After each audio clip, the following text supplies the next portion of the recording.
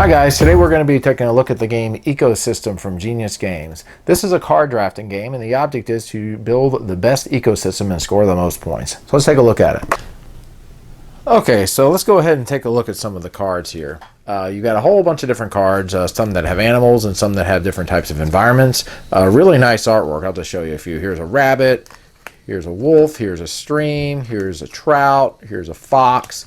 A lot of different types of these cards. So in the beginning, you're going to go ahead and deal out everybody 10 cards, and I'll go ahead and take these two out. I'm going to have it set up for a 3-player game. And what you're going to do is you're going to be drafting these cards in front of you. There are different ways to score points in this game, and here they are. And this will show you the cards that are in the game and the different ways that you can score. And card placement is very important in this game. For example, if I happen to have a stream in front of me and I played a trout card adjacent to the stream, I would get 2 points for the trout. If I happen to have a bear next to the trout, in this case, I'd get 2 points for the bear. Largest stream will score this. Most wolves score this. The eagle, the bee. All of these have different scoring conditions, and this is what you're going to be doing. You're going to be trying to figure out which card to play that would best score you the most points. Now you also have something in here called gaps, and I'll talk about how that works here in just a little bit. Now what you're going to do is after you play your card, in the first round you're going to go ahead and pass them to the left, and then in the second round you're going to deal 10 more cards, and then you're going to pass them to the right after you play it.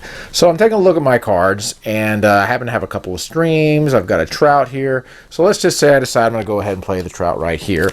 My opponents are going to go ahead and play their cards, and then the cards will go ahead and pass off to the left. So I'll look at the next hand that I have. I have a bear, I have a stream. So if I were to play the stream next to the trout, I would score points for the trout, as it says in the card, because it would be an adjacent stream. So let's just say I decide to play a stream here. So I'll have already scored 2 points with the trout. And then once again, the cards will pass over. So I look at the next hand that I have, and I got a rabbit, I got another trout, so I could possibly play the trout next to that stream. I also have a bear that I can play. I could play that next to the trout to score points for the bear. The rabbits are interesting. If I were to play a rabbit, I would get 1 point for the rabbit, but I would also be able to swap out 2 of the cards that are in my grid. So let's just say I decided I was going to go ahead and play the bear right over here. So right now I've scored a point for the trout, and I've also scored 2 points since it is next to a trout. So once again, we're going to go ahead and pass the cards over. Okay, so let's say at the end of the game I end up having a layout that looks like this. So the first thing you're going to do is going to go ahead and score points for each of the card, and let's just start with the bear. It says 2 points for each adjacent bee or trout. So right now I have a bear next to this trout, which is 2 points, one next to this trout, which is 4 points, and then one next to this trout, which is going to be 6 points. So I already got 6 points. Next we'll look at the trout, which is 2 points for each adjacent dragonfly or stream. So we have a trout over here, which is 2 points, and then a trout over here, which is another 2 points. So right now I've got 10 points. I'm taking a look at the dragonfly. This is points for total length of adjacent streams. I do not have any dragonfly, so I'm not going to be scoring for that. Stream, largest stream scores 8 to 5 points. Let's just say I happen to have the largest stream. I would go ahead and score 8 points because I had the largest. So let's say I have 18 points. Looking at the bee, it's 3 points for each adjacent meadow. I happen to have a bee over here next to this meadow, so that's going to be another 3 points, so that's 21 points. We have the eagle next, which is 2 points for each trout rabbit within 2 spaces. The eagle I have is right over here. So I'll end up scoring 2 points for this fish, and then 2 points for this rabbit. So I'll score for that. Fox says 3 points if not adjacent to any bears or wolves. I happen to have one fox on here, and it is not adjacent, so that's 3 points for that. We got the wolves. Most wolves scores 12 or 8 or 4 points, depending on who has the most, and so on. I have 3 wolves over here, so let's just say I happen to get the highest that would score me 12 points. Connected meadows. If you have 1 meadow, you don't score anything. If you have 2 meadows, you'll score 3. 3, you'll score 6, etc. So right now I have 2 meadows, so I will have gone and scored 3 points for that. Next up is the rabbit. They're worth 1 point each, and I've got 2 rabbits, so that'll be 2 points. And then the deer is 2 points for each row and column, containing at least 1. So I have 1 here, so that's 2 points, 4 points, and then this will be 6 points, and then that'll be 8 points. The last way you're going to be scoring is by diversity points. And the way you're going to be doing this is by looking at how many distinct card types you've contributed to your ecosystem. If it turns out there are some negatives, which I'll talk about, those are called gaps. An example of a gap would be if I ended up playing, say, a trout, but there were no streams to it, and I wasn't able to score points with that card, that would be considered a gap.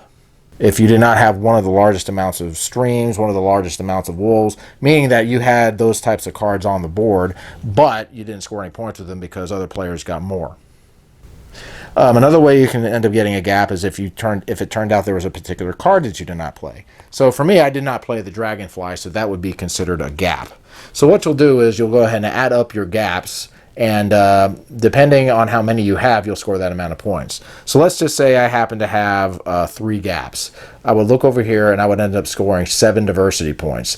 If it turned out I had like 6 or more gaps, I would end up taking off the score.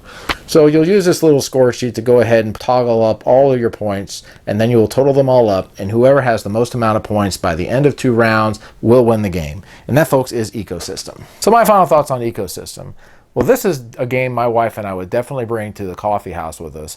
We like to go and bring different card games, and this is one we would definitely bring. This is a very good game. This is a game that is easy to learn, but it is challenging as well. You're always looking at your cards and trying to figure out the best way to score and the best way to build your system. At the same time, you're looking at what your opponent is doing. Whenever you get the cards passed to you, you're going to get an idea as to how many streams there are, different trouts, and you're constantly thinking in your mind, okay, what can I do to build this up?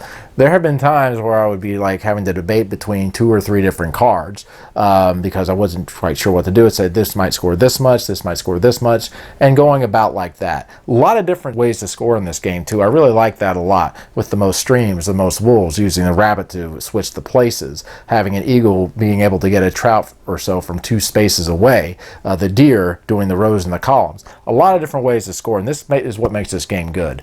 I would definitely recommend it if you're a fan of card games, if you like games that are easy to learn but challenging, and it plays differently every time. It's a very good game. So guys, that's my review of Ecosystem. See you later. Keep on gaming.